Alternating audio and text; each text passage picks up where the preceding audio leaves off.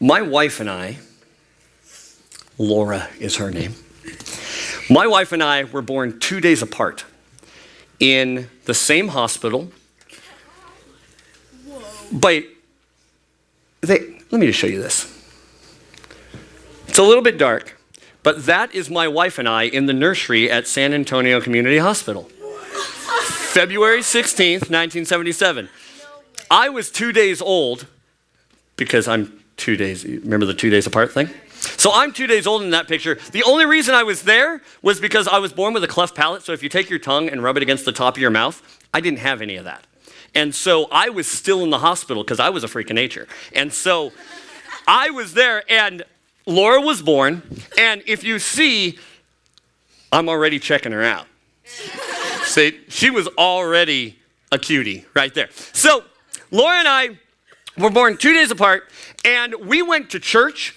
My parents and her parents were going here to LBF when we were born. We went to church together until we were about 4, and then my family went and we started a different church. And then we went to school together until about 3rd grade. Then Laura's dad started a church down in Ontario, and so they moved. She was out of my life. But I persevered. And I did not see her again until her dad's church merged with the church that my family was going to. And all of a sudden, one day, our junior year of high school, Laura Erickson showed up in youth group. She looked a little different. But I was like, whoa, that's Laura Erickson. Now, you have to understand something about my wife. She's way better than me. You want to talk about marrying up?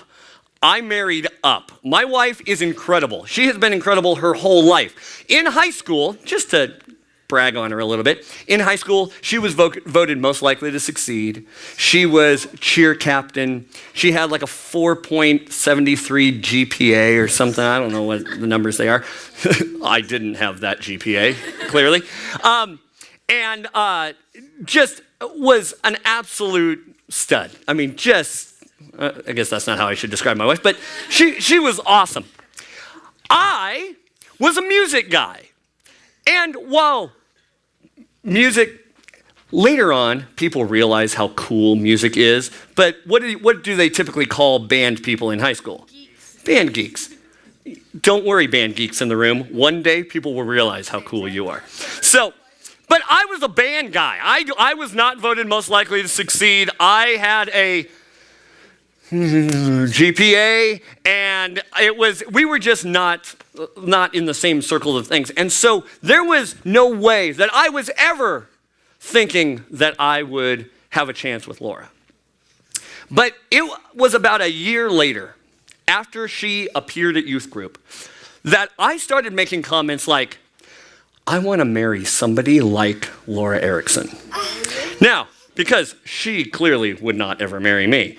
And so I was like, I want to marry somebody like her. And I would talk to my youth pastor about it and be like, Dave, how am I ever going to get a girl like that? And he would, encourage me and be like, don't worry, you won't be a loser your whole life. And, he loved me.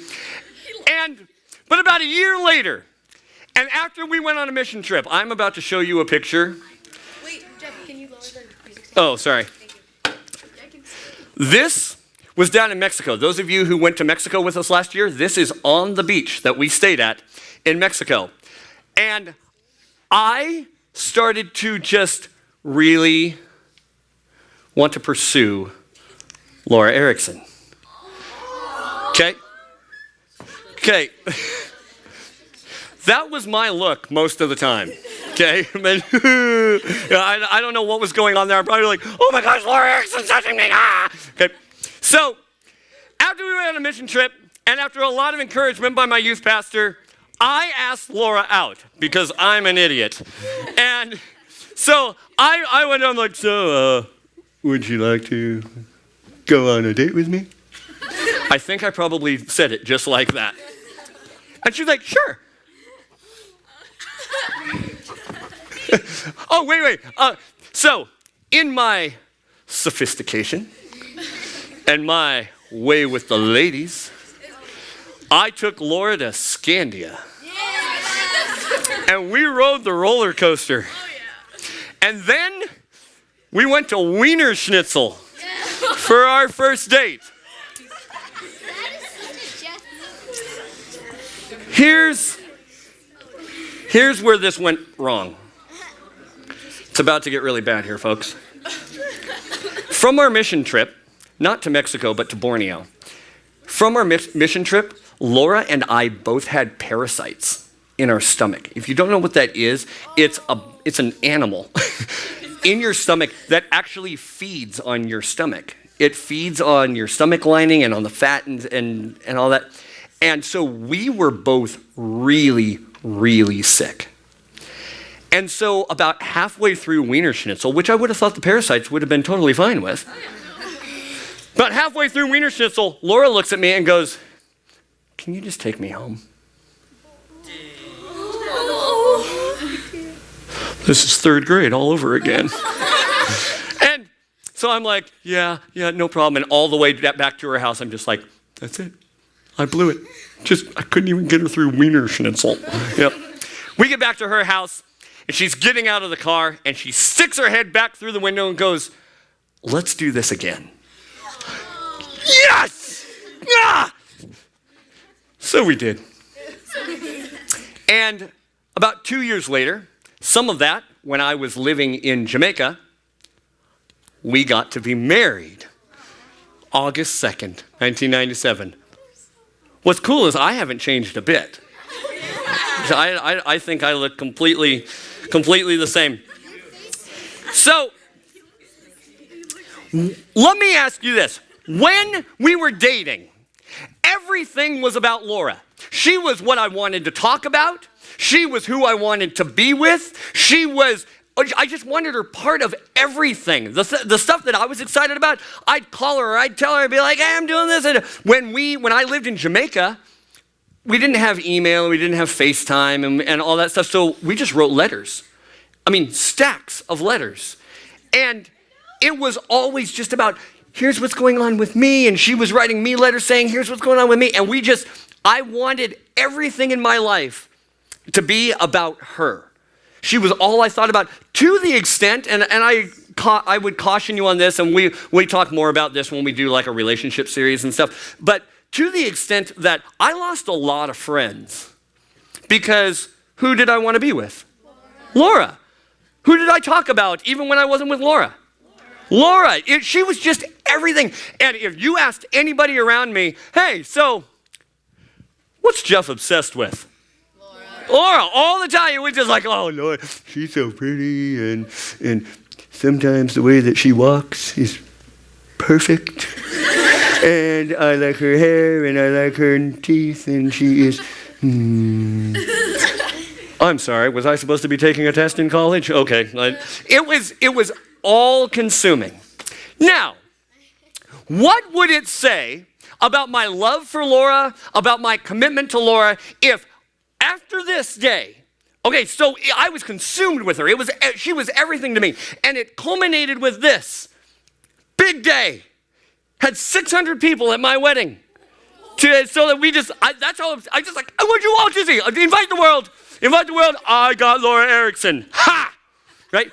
And so, had this wedding. What would it say about my love for Laura, my commitment to Laura, and my desire for her if I never again took her out to dinner? If I never again told her that I thought she was beautiful. If never again did I ever give her a gift. If I told her, "You want something? Get a job and buy it yourself." What would you say? What would you say about me and my commitment to my wife? Go ahead. You're a jerk. Well, okay. Okay, people would be mad at me. Hopefully people would come to me and be like, dude, not good husband material. Okay, you need to step up. You need to change this about your life. You need to value your wife. You need to respect her. You need to pursue her the way that you were pursuing her. And you guys, part of marriage is that effort, is that work toward going, "You know what? I do need to consider Laura in special ways, even though we've been married now 18 and a half years, that I don't get to just sit back and be like, she knows I love her. She may, but there is that relationship part of marriage that means that I continue to pursue her. I continue to value her, that I continue to make her part of my consciousness and part of my intentionality so that it shows others my commitment to her and so that it shows her my commitment to her. And these things, when that stops in a marriage, the marriage is in trouble. And nobody's ever going to do it perfectly, but when that importance is removed, when that priority in a relationship is removed, that relationship's in trouble. That is not a healthy relationship. It's not the way that relationship was designed to go. And we look at a relationship, and if somebody were to do those things, we look at it and go, bad husband, uncaring person.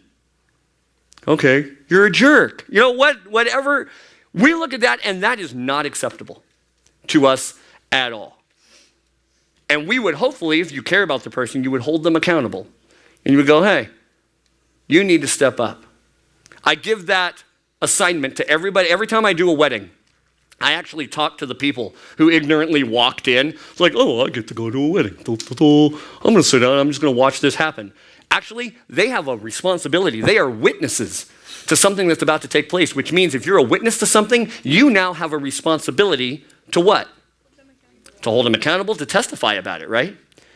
So there should be people in your life that come to you and say, hey, I was there at your wedding. I heard the vows you made to each other. It's time to step up. It's time to start living up to those vows. Shifting gears. The people of Israel in the Old Testament, if you read the first big chunk of the Bible, that's the Old Testament, that's before Jesus, you would see all kinds of stuff that by today's culture is just absolutely wacky. Things like, don't eat sea fish that have a shell. Okay. Don't shake hands with a person who has touched the skin of a pig. Okay. They had all these very strict standards. The people of Israel, they had annual festivals that required them to travel to Jerusalem to celebrate. It was you had to. It was in the law. They had weekly Sabbath, which meant that on Sundays, they were not allowed to do any sort of work. They couldn't prepare meals. They couldn't go out and do a job. They had to just stay home and rest, pray and focus on God. They had the dietary laws, all kinds of things that they couldn't eat, or if they were going to eat, it had to be prepared a certain way. And you read some of the Old Testament books, I mean, it's detailed. Like if you're going to prepare this food, prepare it this way and do this and that. Just incredible. I mean, you think gluten-free is tough. It's got nothing on Old Testament diets. Okay, this was big stuff. They had to offer sacrifices. They had to offer grain sacrifices, fruit sacrifices, animal sacrifices, offerings, financial offerings and tithes. They had all these things that they had to do so that everything was centered around God and God's purpose for their life and their devotion to God, that relationship with God. So everything they did all day, every day, was a reminder of that relationship. We read all those Old Testament laws. We read all those Old Testament traditions. We're like, phew, glad we don't have to do that. Boy, can you imagine every Sunday, Jeff pulls out a little puppy and sacrifices it right here in front of it. Oh, wrong animal. Okay, what animal do you care less about? A snake. Okay, right, whatever your reaction is to that, it's like, oh. Thank goodness that you don't have your own little crop, that you better grow the certain amount of a certain thing because you had to give a certain amount of that away and you had to.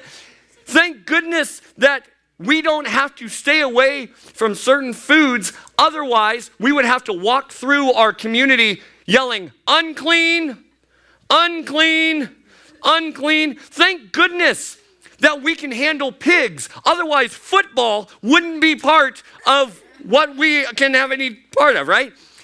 We look at all of that and we go, "Phew, I'm really glad that we don't have to do that. I'm really glad that I don't have to just sit around on a Sunday and do nothing and, just nothing." But this can easily lead us. See, the reason we don't have to do any of that stuff is because Jesus came to fulfill all of those laws. Jesus came to give us a relationship with God that no longer required us having to make these sacrifices that showed our devotion to him in that specific kind of way. Jesus came so that we could go directly to God, and we no longer had to go through a priest. We no longer had to go through some holy person who would go to God for us, but that we would be able to go to God. You can pray in your room. You don't have to be in a church. You don't have to use certain words. You don't have to go through certain rituals. Jesus came so that we could have that direct access and that direct relationship with God. But this can really easily lead us to a place where our thinking changes and we start going, oh, whew, we don't have to do any of that stuff. Now being a Christian's easy. Now, I don't really have to do anything. Don't kill people, I guess. Don't trip a grandma as she's crossing the street in front of the omnibus. Don't smack puppies. I don't know what's with me and puppies today, but I'm going to pick on them. We look at that and we go, being a Christian's easy. And now I can just go on about my life and I don't have to pay any attention. I don't have to devote anything to God because, hey, Jesus loves me. And so therefore I can live my life how I want it. See, all the Old Testament stuff was really tangible ways of redirecting people to God. But if our thinking is, Jesus came, I'll go to church. Check. We are missing that relationship. We are missing what God wants to do. And I'm going to give you a warning. I don't typically do this, but I'm going to give you a warning. This series that we're in right now is called At All Times.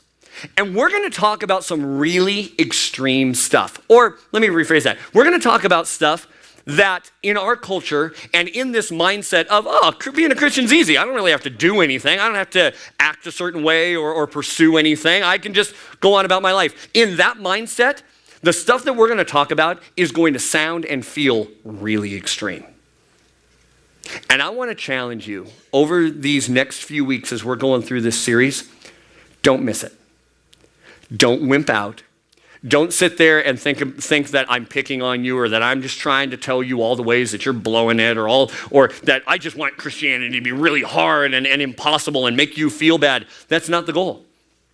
What my goal is through this series is really for me. And if it applies to you, which it does, awesome.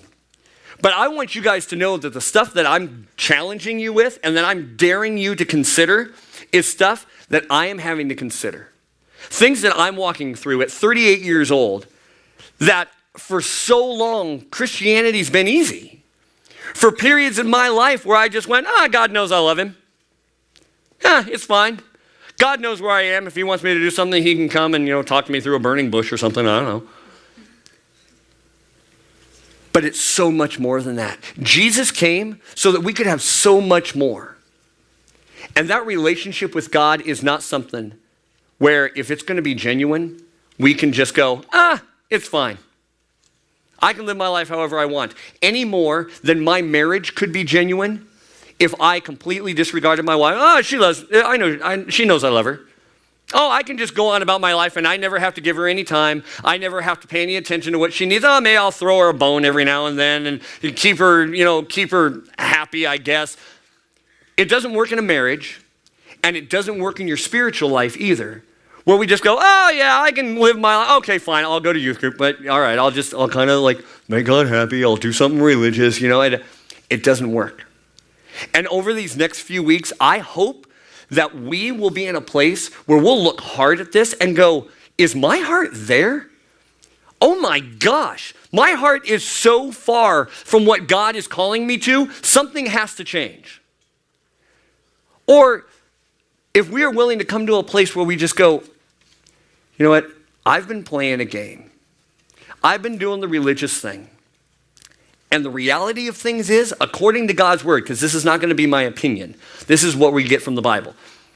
The reality is, my commitment to God, my relationship with God, is kind of a joke. Not by anybody else's judgmental standards, but to God, I've been given this half-hearted, sort of give my leftovers kind of relationship. And guys, this is something I've been reading several books, and I'll talk about them over the next few weeks too, but that have really challenged my heart in my approach to youth group, in my heart for you guys, in my heart for God, and recognizing that, man, there's a whole lot of this that I can just do on my own because I have certain talents. I can do this on my own because, well, you're kind of a captive audience and you're all respectful enough that you're not sitting there just talking to each other and being rude. So, but I don't want to accept that. I don't want that to be the reason I do stuff, and I don't want the reason that you're here to be because you're convinced that this is what God wants and that this is all God expects from you and that this is what really pleases God. Oh man, do 4 songs, have Jeff talk for 30 minutes, and man, oh, nice God. God will be good to me for another week. So my hope is that over these next weeks, we will be challenged. I hope every week you leave here bothered. Like, oh, that wasn't happy Grandpa God like I thought he was. I thought God was just cuddly and like gave me stuff for Christmas. I hope you leave here every week bothered. I hope that we leave each week going, oh my gosh, is that me? Is God talking about me? Oh no, something has to change. I hope that's our heart. Mine too. I hope that's our heart every week. And that's a good place to be. If we're not leaving here bothered, you're probably in some of the places that we're going to be talking about. Your approach to God and your belief in God is probably some of the stuff that we're going to talk about. So I want you to know that. I'm warning you, and I'm not worried about offending you. I'm not going to say anything rude or mean. I'm going to talk the truth from what we see in God's word to us, and I hope it bothers us, and I hope it challenges us. So, whoa. Hear, O Israel, the Lord our God, the Lord is one. Love the Lord your God with all your heart and with all your soul and with all your strength. These commandments that I give you today are to be on your hearts. Impress them on your children. Talk about them when you sit at home and when you walk along the road, when you lie down and when you get up. Tie them as a symbol on your hands and bind them on your foreheads. Write them on the door frames of your houses and on your gates. It starts off, who and what is your God? We all serve something, all of us. But you can't wholeheartedly serve more than one thing. It's impossible. If I'm going to walk this direction, there's no way that I can be over there. Correct? Are we all on the same page? Okay. If I choose to pick this up, it means that I'm not choosing to pick up all kinds of other things. Who and what is your God? What are the things in your life that consume your thoughts, that consume your conversation? When I was going out with that lovely lady earlier, who consumed my thoughts?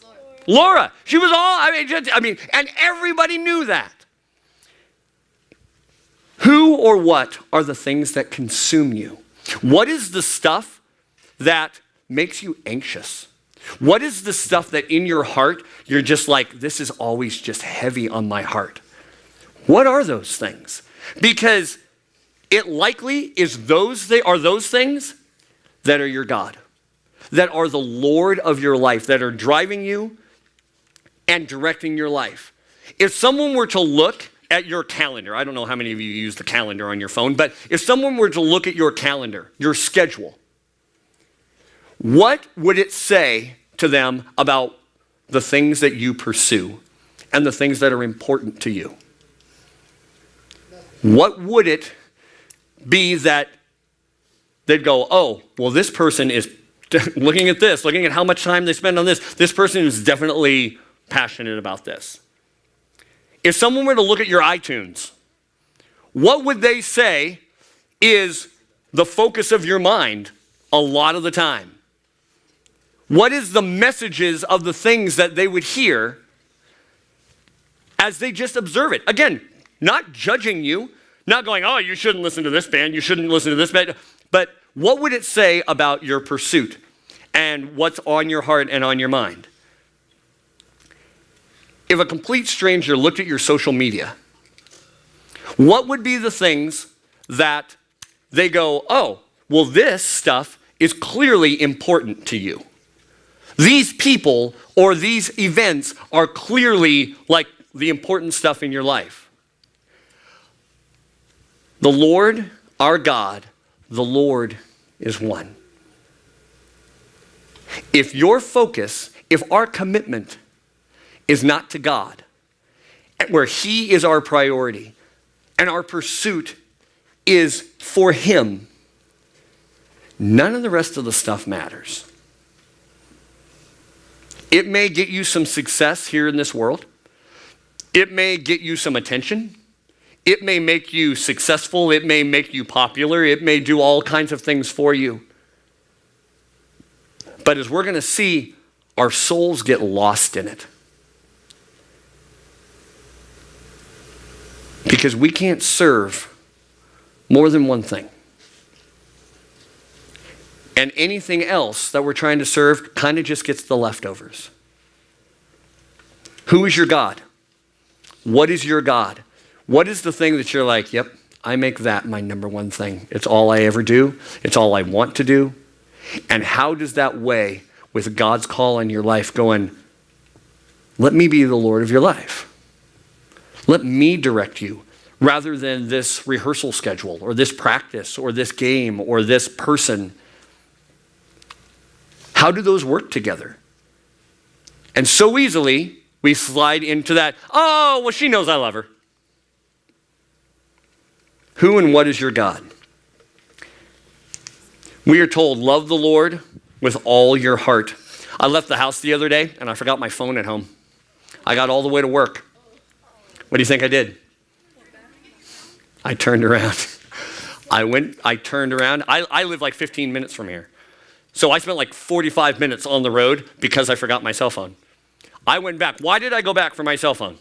Because you love it. Because it's important. Because I love my cell phone. Because what? Why is it important to me? That I could entertain myself. It might be a source of entertainment. There's contacts in it. It's like, oh, I need to contact somebody. There's information in it that I need. And what would I do with this pocket? I mean, just all kinds of really vital things. And it was so important that I went back to my house. And it's a silly illustration for loving something with all my heart, but it was that important to me.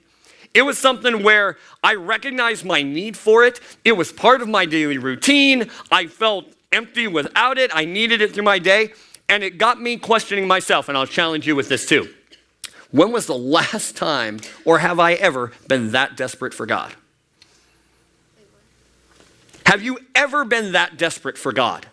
Where you're just going, I can't go through my day without this interaction and this time with God. Without giving God my heart and giving God my time. And you know what? If it means that I got to drive out of my way, or if it means instead of going out and doing something, I need to stay home and pursue this, then I will. When was the last time, or have you ever been that desperate for God? I was that desperate for my cell phone. Am I that desperate for God where I recognize, look, I need God. I need God's word so badly that there's no way that I could go through my day without it. Have you ever needed God that badly to where it was just something you could not live without. My Grammy is my grandma. Grammy was sick for the last 10 years or so of her life, and she was in the hospital quite a bit. We would go visit Grammy in the hospital, and on many occasions, we'd walk in, and there's a doctor or a nurse sitting in a chair next to her bed. We're like, visiting hours? What's going on? And Grammy has insisted that they pull up a chair, and she's laying there sick in the hospital telling them about Jesus. Telling them about his love for them and his plan for them. And doctors and nurses accepting Jesus all over the place. Anytime Grammy was in the hospital, we started praying Grammy would get sick.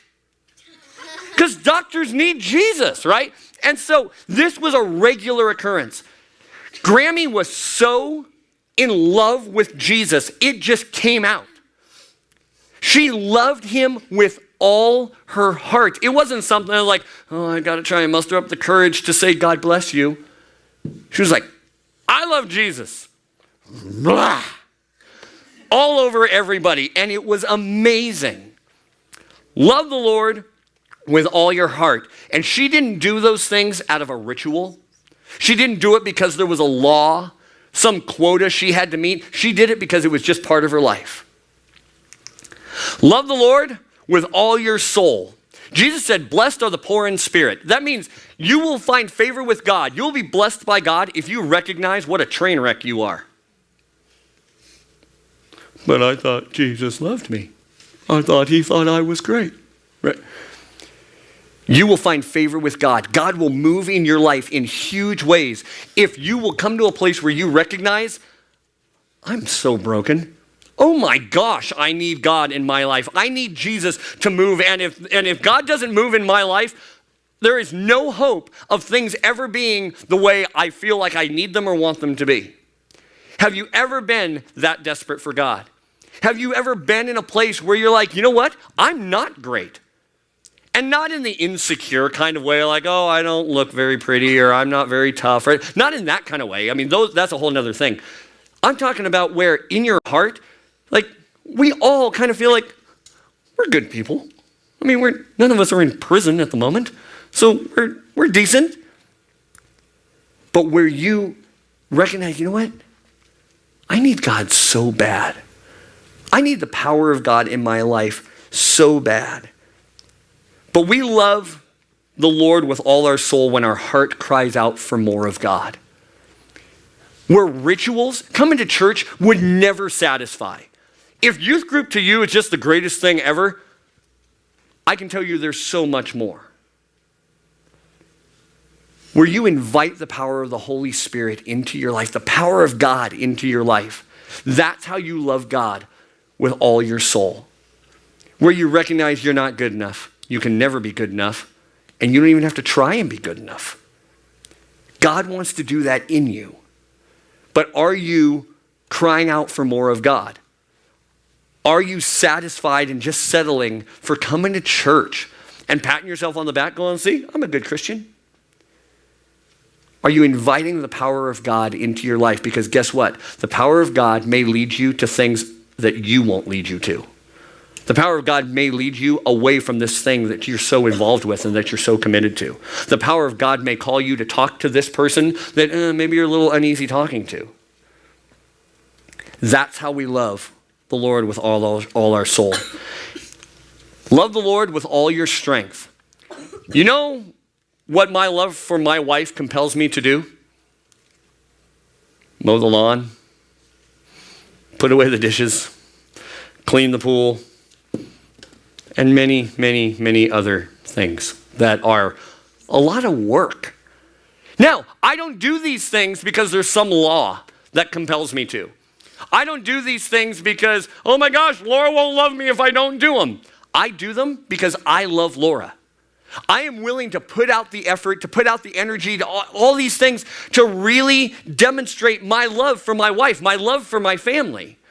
So I work really hard at doing those things, not for approval, but because of my love for them. How does that look in your life toward God? We're supposed to love the Lord with all our strength. Well, here are some things that Jesus said to do. Go out into all the world and make followers of him. Care for widows and orphans. You. Not once you're 25, not once you have an income, once you have a job, once you're all stable and everything. Right now, we are supposed to care for the least of these. We're supposed to care for those who can't care for themselves. We're supposed to lift up those who are weak and sick. Widows, orphans, the destitute, the hopeless. We are supposed to come alongside them and lift them up. That is what loving the Lord with all your strength looks like. Confess your love for God to others. That's what loving the Lord with all your strength look like. Whatever you do for the least, you've done for me. How does this look in your life? As you honestly consider your life, does this bother you at all? If you're looking at it and going, I don't make followers of Jesus. I don't care for any, I suppose if some homeless person came up and asked me for $1, no, I probably wouldn't give it to them because they'd probably just spend it on drugs. I don't tell anybody about my love for Jesus because I don't want to be a Jesus freak. I don't want to be all religious on everybody. And yet, this is part of loving the Lord with all your strength.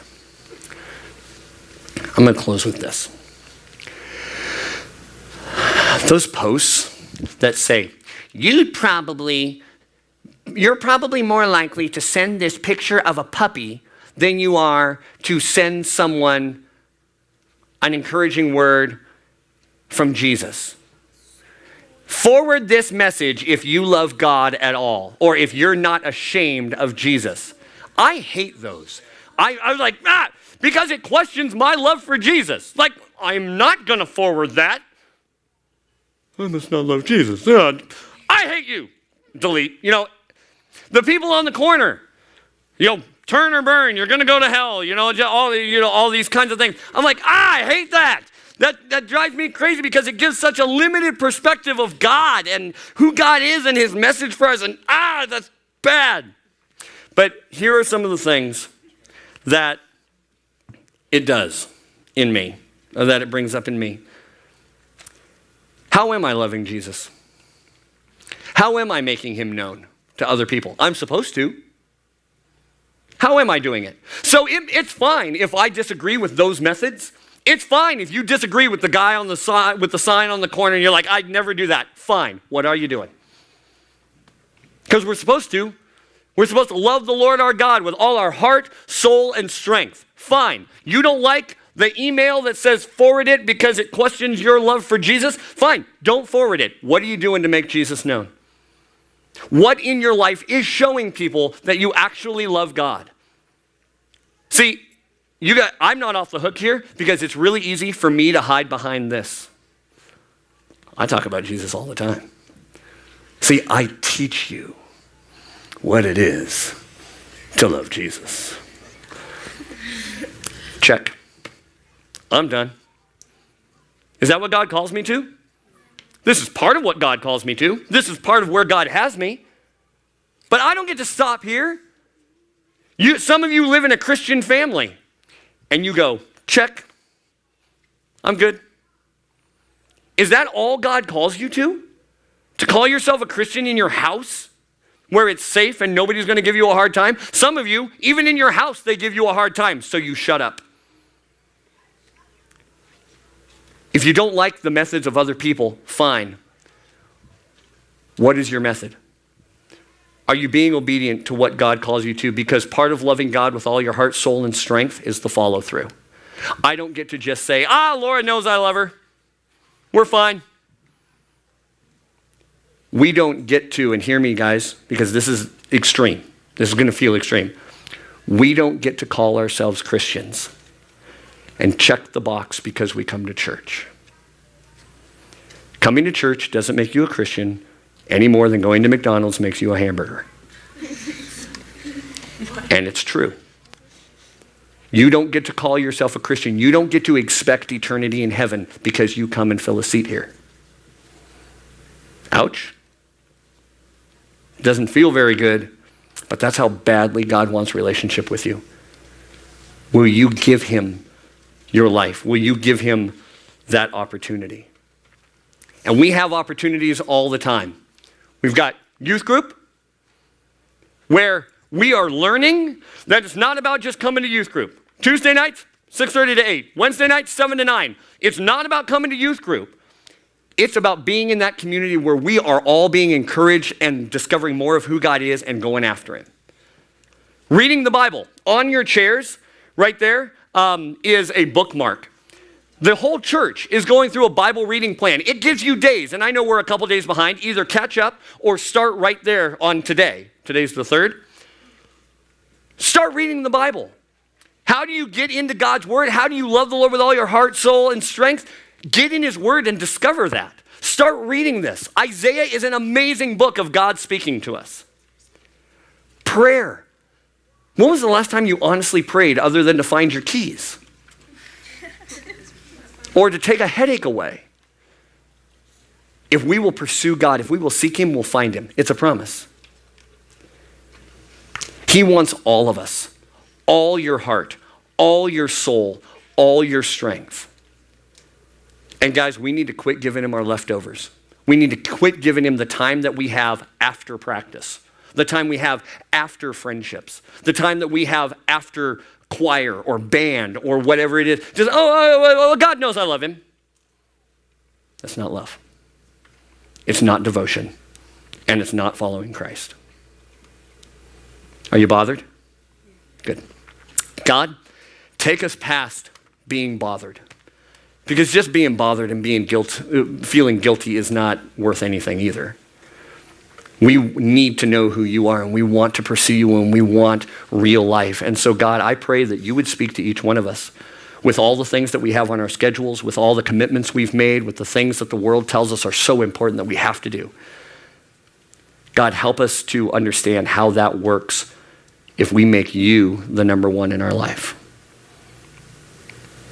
Give us the courage to make some difficult decisions and to refuse to let anything come before you.